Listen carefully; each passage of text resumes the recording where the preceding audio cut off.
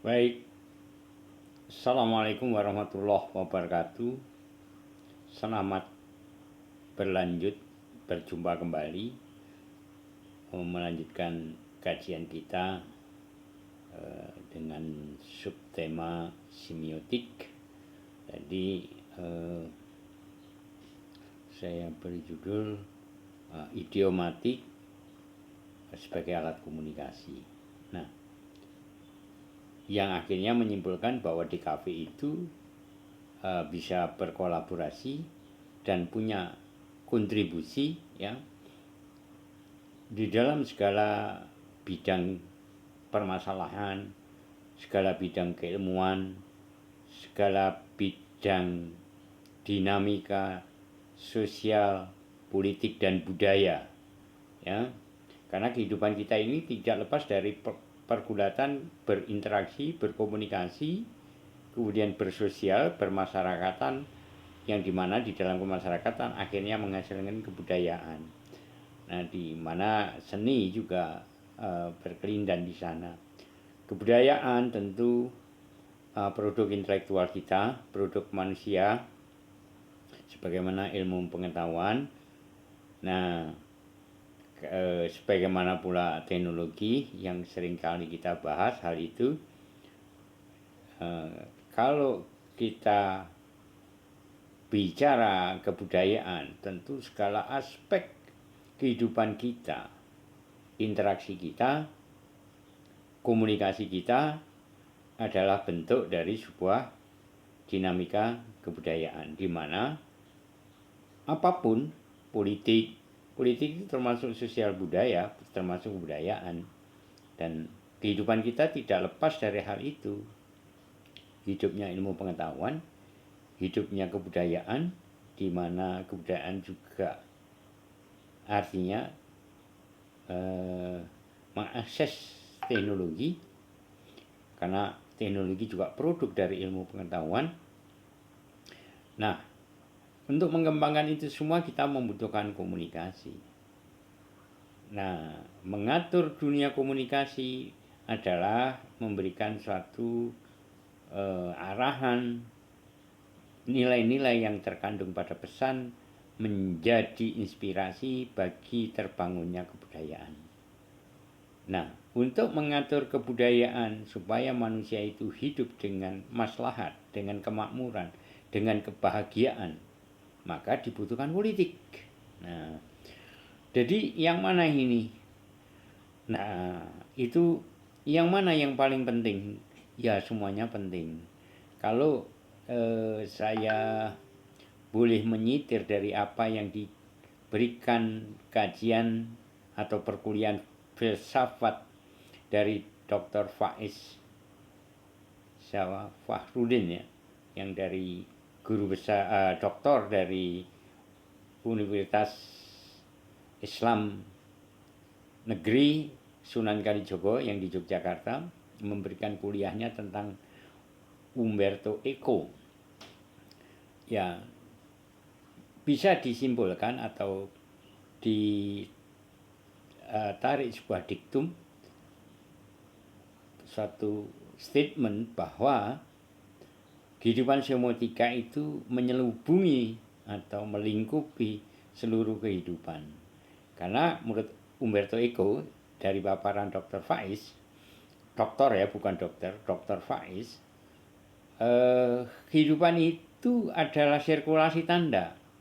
Realitas itu kita maknai sebagai tanda, sebagai simbol apa-apa yang di sekitar kita.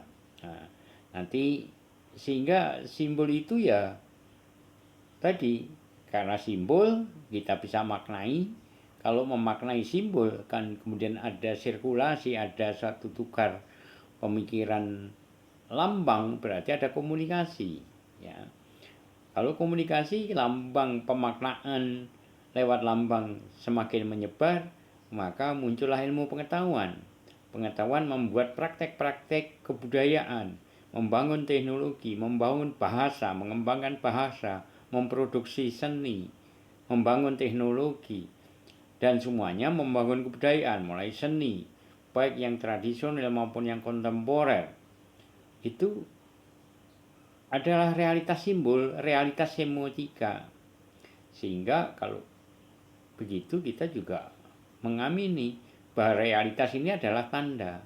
Berarti apakah bisa disebut semiotika adalah induk dari seluruh realitas, berarti induk seluruh ilmu pengetahuan, bukan lagi filsafat yang sebagai induknya. Ya kalau kita ngikutin kuliahnya Dr. Faiz ya, di videonya beliau, ya semuanya bisa mengklaim bahwa satu bidang ilmu pengetahuan bisa menjadi induk, semiotika menjadi induk. Kemudian kalau semiotika menjadi induk berarti itu berbahasa. Kalau bahasa berarti komunikasi sebagai induk, bahasa sebagai induk. Nah, kalau bahasa lambang dikomunikasikan kan butuh logika, berarti logika sebagai induk. Nah, nggak bisa, filsafat tanpa logika nggak bisa berfilsafat, maka induknya adalah logika. Ya, perdebatan-perdebatan seperti itu digambarkan oleh Dr. Faiz, dan pada akhirnya ya itu kalau diikutin alur pemikiran seperti itu namanya ego ilmu pengetahuan, knowledge egoisme. Nah, kalau kita kembali pada patron bahwa filsafat sebagai induknya, saya secara pribadi ya tetap bahwa filsafat induknya. Kita memikirkan logika, kita memikirkan bahasa, kita memikirkan penggunaan lambang atau berkomunikasi, kita berpikir tentang manusia dalam ilmu antropologi. Itu kita didahului karena kita merenung, karena kita kontemplasi, berpikir sistematis. Itu ada di dalam filsafat ya, sehingga ya udah kita yakini saja filsafat induknya. Ya. Nah, adapun masing-masing mengklaim sebagai suatu sentra dari ilmu pengetahuan, ya konteksnya apa, perspektifnya dari sudut yang seperti apa. Ya, oke.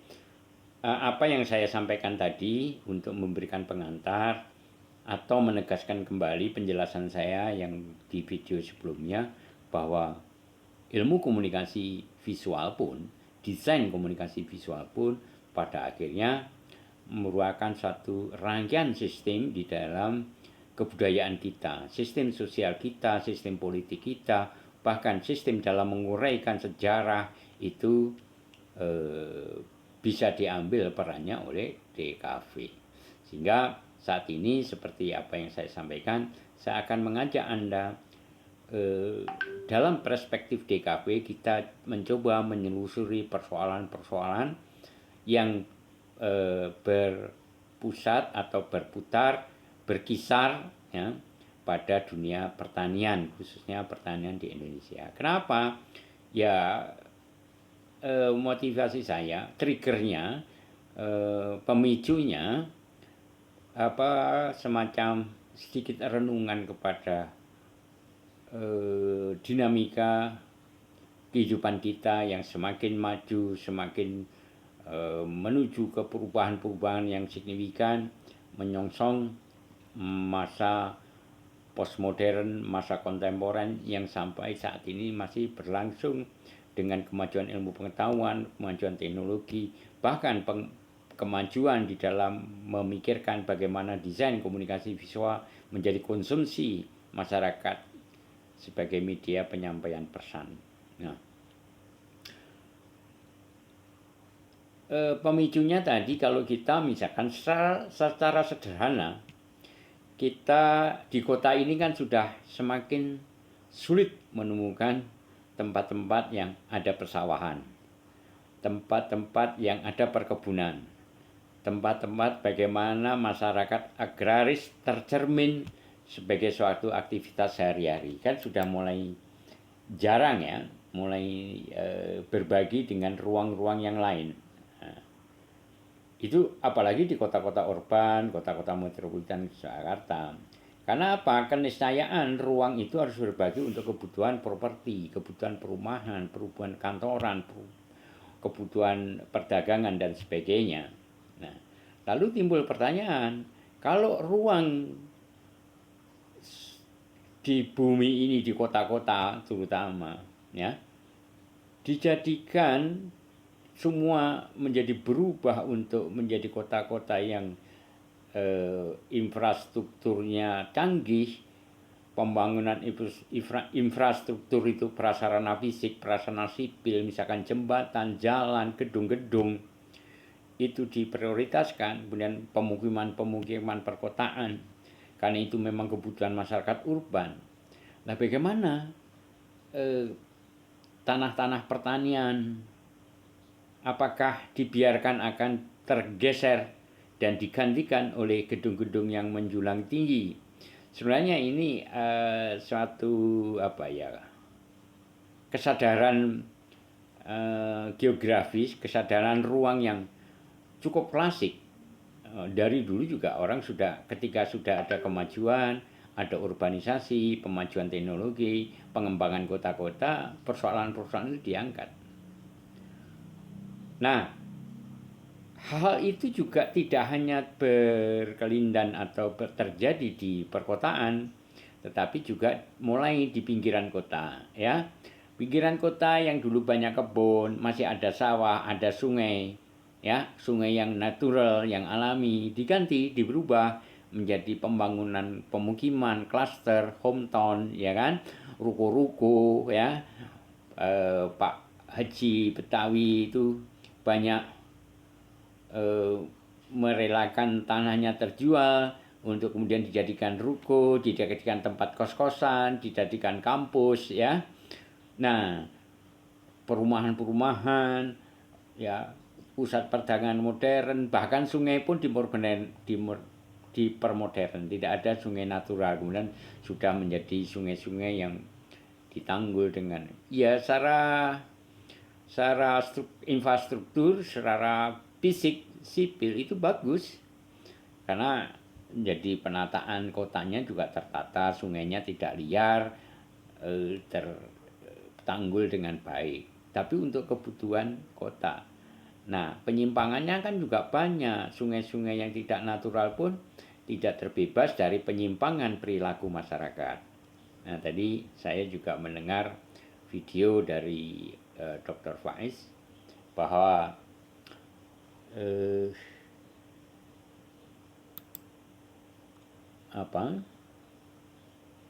semotika tadi sebenarnya berkelindan atau memberikan suatu kenyataan. Menurut Umberto Eco itu semotika itu berkelindan atau berpusar pada persoalan-persoalan 3 topik utama, ranah politik dan budaya sebagaimana saya tadi sampaikan, kemudian ranah alam. Ranah alam itu ya sesuatu peristiwa fisik yang bersumber dari alam. Itu simbol semua kalau kata Umberto Eco. Kita melihat gunung merupakan simbol, kita melihat sungai simbol. Pokoknya apapun yang dari alam pun simbol karena bisa diinderai dan kemudian memberi makna, dan kemudian kita menandai itu sebagai alat untuk mengidentifikasi, memaknai itu sehingga dia menjadi simbol atau tanda penanda yang memaknakan ya apa yang Anda lihat, gitu kan. Lalu kalau ranah alam itu juga ada satu lagi tadi tentang peristiwa fisik yang terhubung relasi manusia dengan alam, ya. Yang kedua adalah relasi dari perilaku manusia, ya. Segala sesuatu yang jadi perilaku manusia itu simbol, ya. Anda bersuit gitu pun simbol, bisa dimaknai apapun makna yang ini tergantung penyerapan kita membaca konteks siulan tadi. Ada siulan yang memberi kode, tanda, isyarat, ya kan, untuk melakukan sesuatu secara bersama misalkan. Ada juga siul itu hanya untuk menggoda seseorang, ya kan. Jadi 3 ranah semiotika Umberto Eco kalau dari paparan Dr. Faiz adalah satu ranah politik sosial budaya, di mana di sana ada ranah akademik, ya. Kalau ranah akademik itu ya semua pemaknaan itu digalang dengan persyaratan tertentu. Kalau kita kajian secara akademik berarti ada objek formalnya, ada objek yang memang bisa kita analisa, kita rujuk dengan tinjauan disiplin ilmu masing-masing, perspektif masing-masing bidang. Misalnya ada objek materialnya. Kalau DKV melakukan objek material tentang keberadaan kebudayaan, ritual ini dan sebagainya. Atau secara lebih pragmatis lagi mengkaji produk DKV, itu juga kan ada objek materialnya. Misalkan objek materialnya apa, packaging, ya kita kaji objek materialnya packaging. Nah, objek formal itu terkait dengan, ya formalitasnya harus bagaimana. Kalau ini terkait dengan komunikasi, berarti disiplinnya kita memakai perspektif komunikasi. Oh, ini desain kok Pak visual, ya berarti kita harus menggunakan perspektif desain komunikasi visual, prosedurnya seperti apa, epistemologinya seperti apa, kaidah-kaidahnya seperti apa. Nah, karena terkait kaidah maka ada paradigma, ya kan? Paradigma itu model, sesuatu yang membuat struktur, ya. Kemudian di sana ada substansi, jati, kejatian, faktanya, realitasnya, nilainya apa, value-nya apa, yang sejati, yang sebenarnya. Itu di dalam kajian akademis selalu berkelindahan atau selalu berurusan dengan objek material, objek formal, paradigma, model, substansi. Itu metode atau pendekatan. Sistem pendekatannya pakai apa?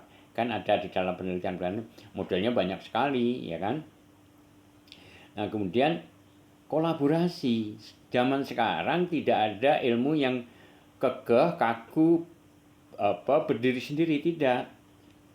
Ya, komunikasi tentu berkaitan dengan ilmu psikologi, ya. Komunikasi berkaitan dengan ilmu kemasyarakatan, sosiologi, antropologi dan sebagainya. Kalau ngomong suatu kebudayaan juga terkait dengan sejarah, ya, perjalanan antropologi juga, ya, perjalanan manusia. Ngomong seni rupa juga ada kaitannya dengan sejarah, ada artefak dan sebagainya, ya kan? Nah, sehingga kekakuan akademis tadi menjadi lentur, menjadi cair, sehingga yang terjadi adalah dunia simbol, dunia makna itu sudah lintas disiplin, ya, lintas disiplin. Kerjasama antara disiplin ilmu satu dengan ilmu yang lain. Kemudian ranah empiris, ya, dari ranah politik budaya itu pecahannya ada ranah akademis, ranah kerjasama atau kolaborasi, kemudian ranah empiris, ya pengalaman. Tadi yang kalau alam, semua alam itu simbol karena apa? Kita punya estetika, punya pengamatan indrawi.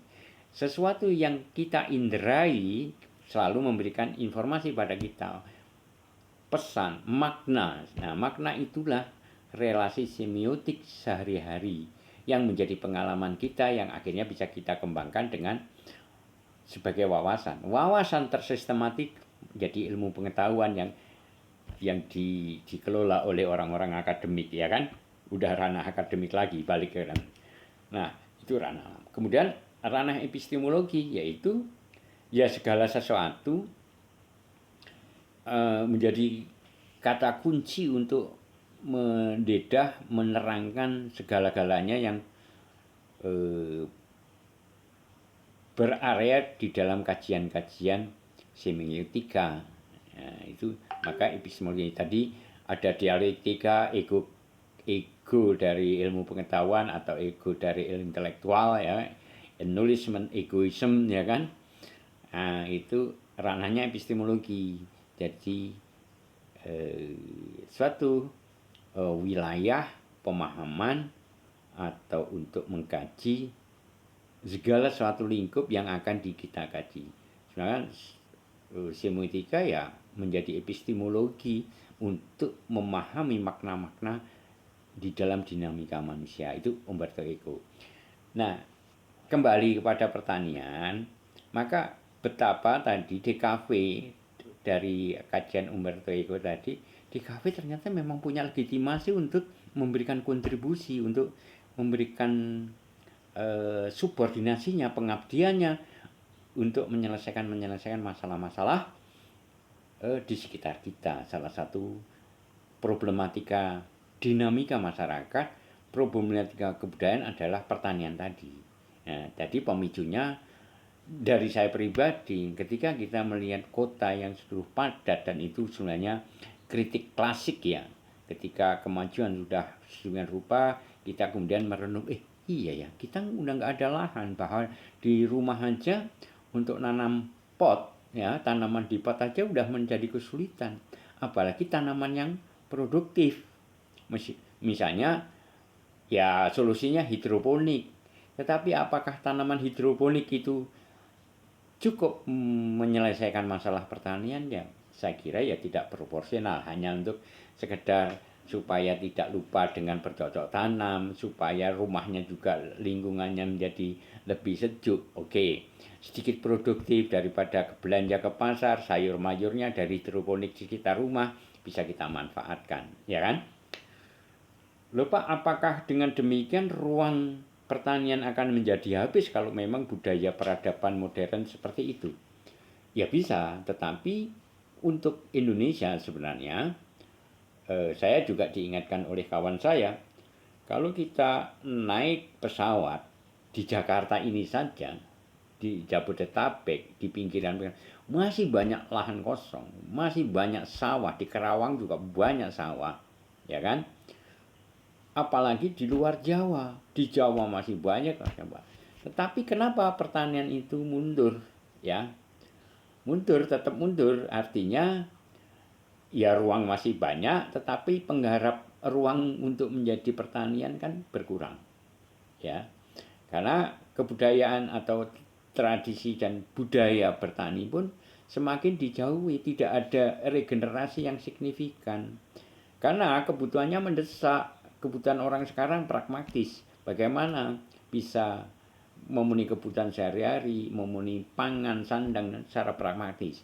Apalagi ketika industri meluas ke daerah-daerah pinggiran, yang tadinya urbanisasi masyarakat desa ke kota, sekarang ada juga masyarakat kota kembali ke desa, ruralisasi namanya, ruralisasi atau kembali ke desa.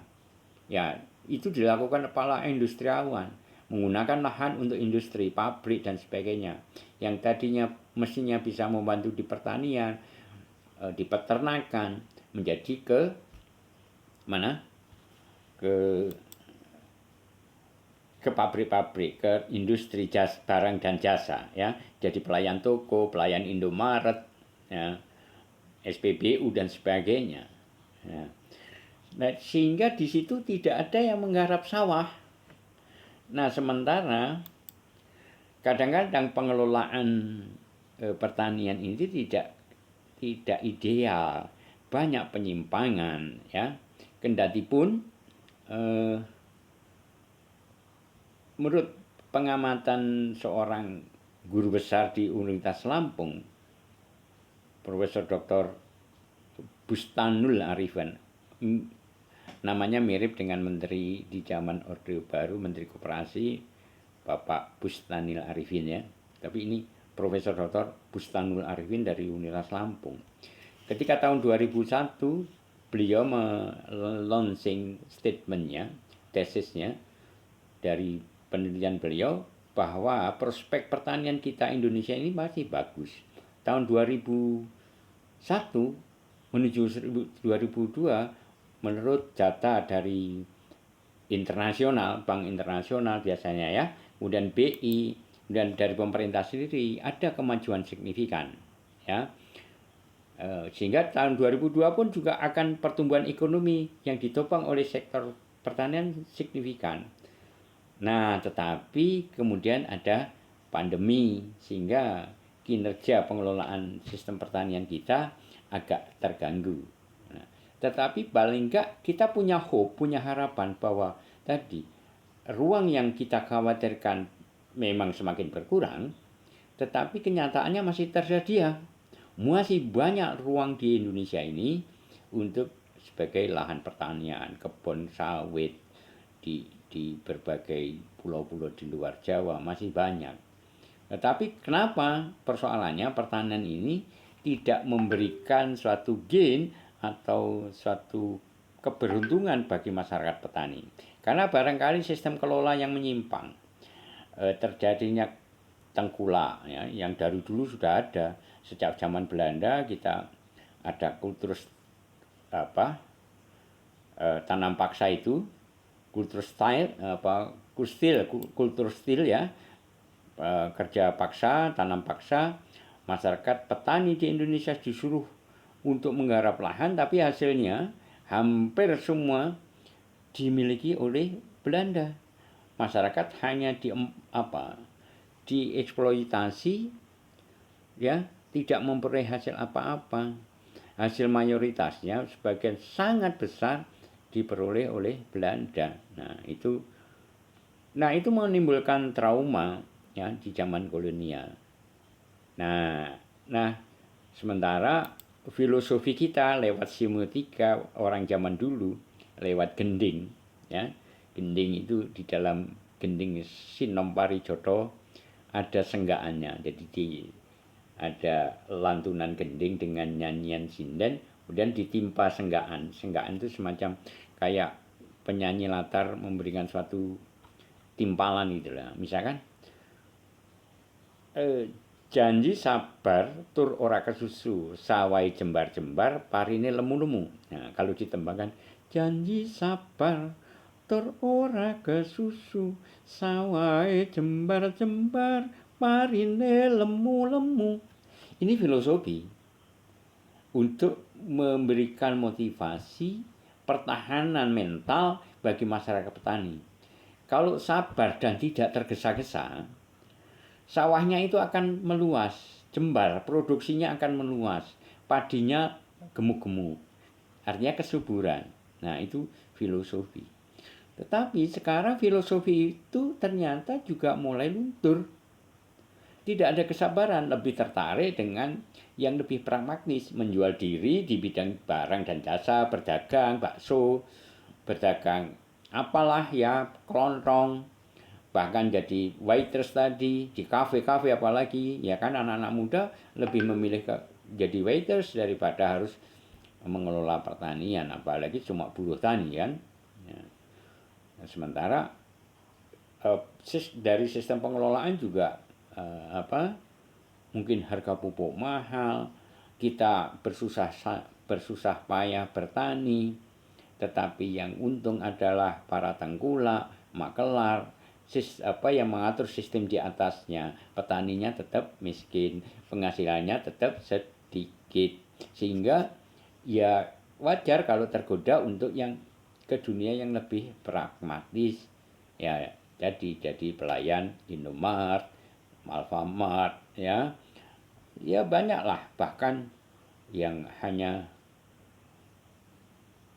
menerima sebagai badut ya, menyembunyikan diri di balik badut dan ngamen dengan kemampuan skill yang nyaris tidak bisa dipertanggungjawabkan ya kan. Nah, itu satu problem yang kita bisa temukan dunia pertanian. Nah, bagaimana kalau problem itu tidak teratasi? Artinya bagaimana kesadaran untuk mengelola pertanian itu tetap terjaga? Karena kalau tidak terjaga kita yang merugi. Karena kalau kita uraikan lagi ya, saya buka slide saya. Tadi hope-nya sudah jelas ya, bahwa pertumbuhan ekonomi itu dari sektor pertanian sebenarnya signifikan ya. Tetapi ternyata masih banyak kendala. Ya. Kita ini kalau dalam slide saya nanti akan saya share, kita punya negara berkepulauan yang sangat luas, jadi sebagai tanah air tumpah darah Indonesia ya kan. Secara heroik kita bangga menyebutkan tanah air tumpah darah Indonesia. Artinya kelahiran kita, negara kita, milik kita, aset kita ada di Indonesia dengan berbagai kepulauan dari Sabang sampai Merauke. Cuman persoalannya lalu tumpahnya kemana gitu kan. Nah, sekarang kalau kita petakan tentang Nusantara Indonesia ini, sebenarnya dia adalah gugusan tanah mutiara. Rutnu Manikam di garis khatulistiwa kan. Ya. Kenapa kok disebut Mutnu Manikam, Ratna Mutu Manikam, artinya rangkaian kalung perhiasan dengan intan berlian dan sebagainya, artinya dengan kemuliaan dan kekayaan yang luar biasa. Kita petakan ya satu persatu yang dengan sangat sederhana aja. Geografis kita ini tanah air sepanjang daratan Eropa, ya, sejauh London sampai Istanbul luasnya. Anda bisa bayangkan Eropa itu memang luas ya, Eropa barat sampai timur itu sangat luas. Itu pun kalau kita berjalan, sama saja kita berjalan dari London ke Istanbul, ibu kota negara Turki ya, Konstantinopel. Nah, di Indonesia punya 13.306 pulau besar dan kecil. Ya. 13.306 pulau baik yang besar maupun yang kecil. Dari 13.000 sekian tadi ada 7.870 pulau yang bernama. Sisanya 9.634 ya. 634 pulau tak bernama. Nah, kalau kita sistem pertahanan nasional kita, kebudayaan kita tidak ikut cawe-cawe, ekspresi kita seni rupa tidak cawe-cawe. Nah, gini kan istilah cawe-cawe sangat terkenal nih sekarang ini ya, viral ya. Tapi ini bukan cawe-cawe yang sedang diviralkan, ini cawe-cawe benar, kontribusi atau partisipatorisnya, partisipasi. Jadi aspek partisipatoris. Ya. Anda bisa belajar dari pemikiran Jürgen Habermas ya tentang partisipasi. Tapi itu nantilah. Ya. Artinya dunia sekarang ini kan dalam dunia pengelolaan kebudayaan kita, mengelola jati diri bangsa, mentalitas, undang-undang dari aspek hukum, sosial, politik, itu ya jujur, kita harus jujur ini bahwa di samping keberhasilan pelajaran masih banyak kendala, masih banyak yang harus diluruskan, masih banyak harus disentuh dengan pantauan-pantauan ilmu pengetahuan yang bisa membawa ke hal yang lebih baik, ya kan?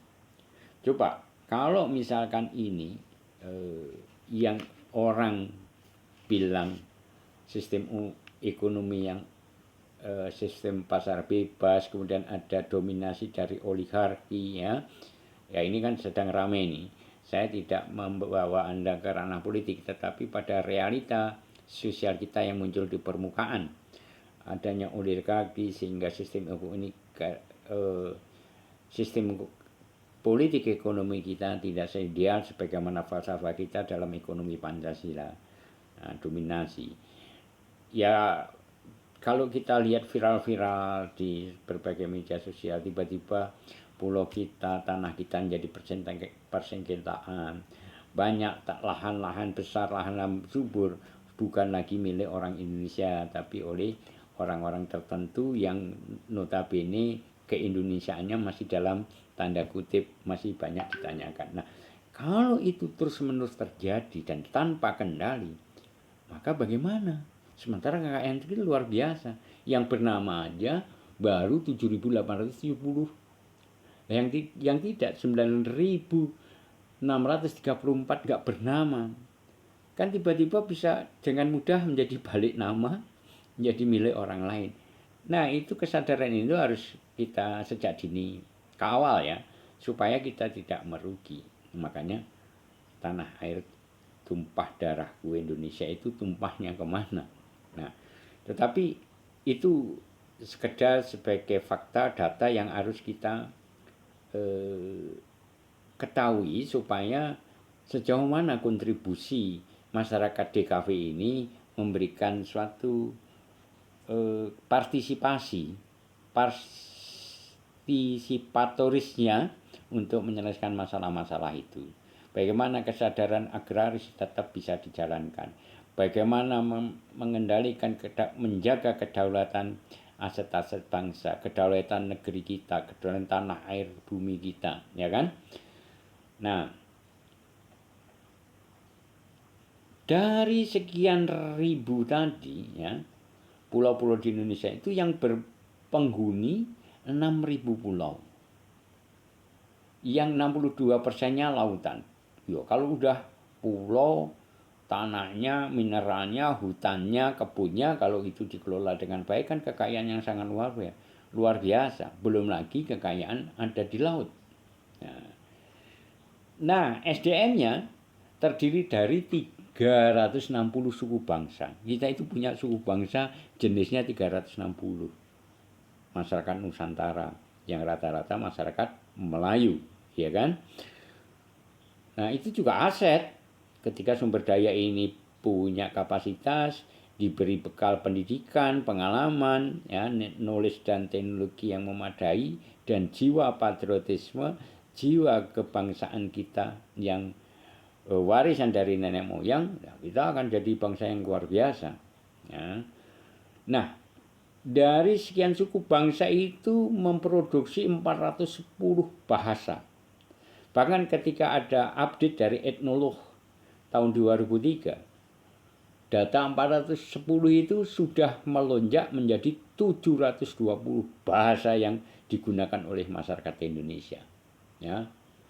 Nah, itu kan kalau kita menyimak itu semua betapa sebenarnya Indonesia tidak boleh menjadi hancur, terpuruk dan sebagainya. Mestinya tidak ada kamus itu karena kita punya potensi yang sangat luar biasa. Nah, kalau ditinjau dari sejarah nation, kebangsaan kita itu punya, karena punya SDM yang terdiri dari 360 suku bangsa dengan 720 bahasa etnis, ya kan? Berarti apa? Itu refleksi atau cerminan bahwa bangsa kita itu intelektual. Bangsa yang cerdas, bangsa yang mau berpikir dan memproduksi pikirannya lewat ya praktisi, lewat maksudnya praktek-praktek kehidupan, lewat dinamika kehidupannya. Yaitu yang disebut secara general disebut kebudayaan, ya. Nah, atas dasar apa? Ya, tadi jumlah sukunya aja sekian, ya, 360. Belum geografisnya, tempat-tempat, masing-masing tempat itu punya spesifikasi, punya unifikasi, keunikan, potensial yang sangat spesifik. Misalkan di sana ada uranium, di sini ada emas, di situ ada batu bara, di sana kelapa sawit, di sini ada beras dan sebagainya. Luar biasa kekayaan kita kalau dilihat ke belakang sejarah. Memang dari dulunya kita itu masyarakat intelektual, ya, punya etnik dan geografis yang sangat menjamin kehidupan, bahkan menjadi surga. Kalau kata Kus Plus, apa, kail dan kayu pun apa, hanya kolam susu lah, ya. Kayu dan ini bisa jadi tanaman.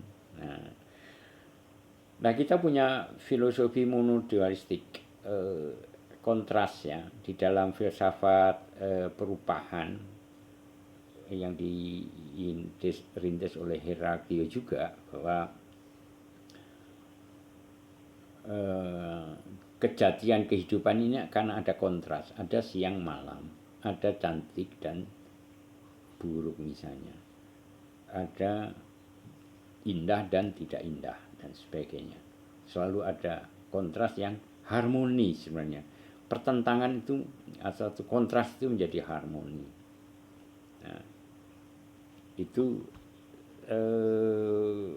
topografi gambaran global tentang Indonesia. Nah, kemudian kita juga punya keberuntungan bahwa kita punya warisan geokultur, warisan kebudayaan, ya. Ya tadi, karena masyarakat kita ini terdiri dari suku bangsa, punya bahasa yang banyak, produksi budayanya juga banyak, maka itu apa? Bukti bahwa sistem olah berpikir kita tuh filosofis. Ya, banyak memproduksi pikiran. Nah, kemudian kita juga dari filosofi itu kita tidak kapitalisme, tidak keduniawian, tetapi justru kita transenden, bersifat berpikir sakral, berpikir segala sesuatu itu aspek duniawi itu selalu dibawa ke pemikiran yang supranatural, yang rohaniah, yang transendental, berpikir vertikal. Itu sistem kebudayaan warisan dari nenek moyang kita yang sampai sekarang ya masih banyak yang bertahan, apalagi dengan peran para kaum religius dari dulu kan ada meskipun belum Islam, ya kan, religinya tinggi, yang dikelola juga hal-hal yang nilai-nilai yang high value. Kemudian apalagi kemudian masuk para penyiar agama Islam, nah, semakin kuat budaya transendental kita. Nah itu keberuntungan Indonesia karena punya warisan geoculture. Lalu masyarakat kita itu masyarakat yang guyup, yang gotong royong, yang rukun, yang harmoni, banyak meredam konflik. Itu pusat pemikiran seperti itu banyak terjadi di masyarakat Jawa, dan juga ada di daerah-daerah orang Batak pun, orang Sumbar atau Minang pun, pada akhirnya mereka itu senang berpuak-puak, berkumpul, ya, bergolong-golongan, tapi mereka terikat dalam suatu kumpulan adat istiadat. Di sana ada satu forum misalkan, ada petatah petitih, ada nasihat-nasihat, ya kan, ada upacara adat sebagainya. Itu budaya sebagai kekayaan kita. Nah, kekayaan gotong royong, kekayaan patembayan kalau orang Jawa bilang. Patembayan itu ya hidup rukun, saling menopang, saling mengisi, saling membantu, yang lemah diperkuat, yang kuat memperkuat, ya. Yang kuat didukung untuk lebih punya kekuatan untuk memberdayakan semua pihak. Nah, itu patembayan. Nah, sistem aksara kita karena kita punya kecerdasan tadi, kita punya sistem namanya lisan. Lisan itu ya folklore, ya, misalkan dongeng-dongeng rakyat itu kan menyebar nasihat-nasihat melalui tembang, melalui nyanyian, melalui syair, melalui soneta, gurindam dan sebagainya, ya. Dan juga dalam sistem rupa, simbol, visual. Nah, ini kaitannya dengan kita ini orang di kafe. Itulah warisan-warisan dari keturunan dari keberuntungan kita sebagai masyarakat Nusantara dengan segala potensi topografi geografis tadi. Nah, secara kultur kita punya seperti itu. Jadi, kita punya identitas yang khas, filosofis, transendental, simbolis, ya. Segalanya disampaikan dengan halus, makanya ada eufemisme, ya kan, tidak verbal, tidak frontal, banyak menghindari konflik dan mengutamakan harmoni, keselarasan, hidup dengan gotong royong patembayan, punya sistem aksara, punya ruang kontemplasi. Ketika masyarakat punya kontemplasi, ruang untuk merenung, untuk memikirkan segala sesuatu yang sedang berkelindan, yang selama ini dikerjakan, maka yang muncul adalah perenungan yang bernilai, punya satu ya hasil filsafat. Filosofi tadi juga hasil renungan kan. Nah, dari adanya ruang kontemplasi itu maka ada sistem estetika, baik sastra, lisan, tulis maupun rupa, ya, dan juga gerak, misalkan tari, ya.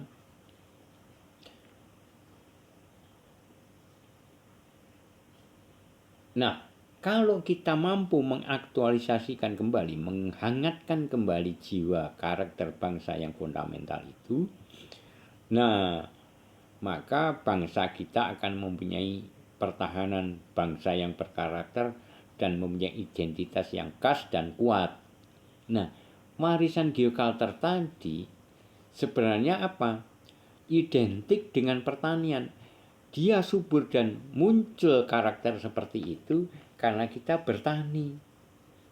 Ya, kita bersifat kosmologis, selalu berkomunikasi, selalu melihara relasi kita dengan alam. Ya, itu tabiat orang pertanian. Jiwa kita jiwa yang selalu